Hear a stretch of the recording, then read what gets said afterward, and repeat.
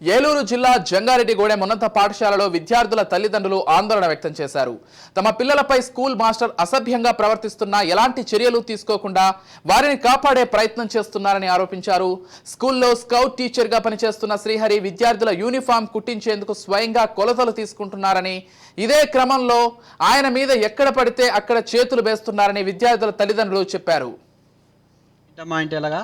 Sir నా మీద misbehave చేశాడు అని చెప్పి డైరెక్ట్గా నాకు చెప్పలేదు, వాళ్ళ మమ్మీ చెప్పింది. వాళ్ళ మమ్మీ చెప్తే వాళ్ళ మమ్మీ వచ్చి నాకు చెప్పారు, ఇలా జరిగింది ఏంటమ్మా అని అడిగితే ఇలా చాలా మాస్టర్ మిస్బిహేవ్ చేశాడంట.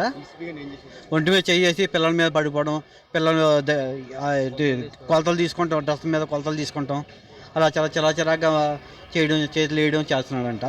దానికి పిల్లలు చాలా స్పందించి వెళ్ళి హెచ్ఎం మేడం దగ్గరికి వెళ్తే హెచ్ఎం మేడం దగ్గర ఏం జరిగిందో చెప్పండి అమ్మా అని చెప్పి హెచ్ఎం మేడం లెటర్ రాయించిందంటండి. అది రాయించింది, మాకు బట్టి ఇంటిమేషన్ చెప్పలేదు ఇప్పటివరకు.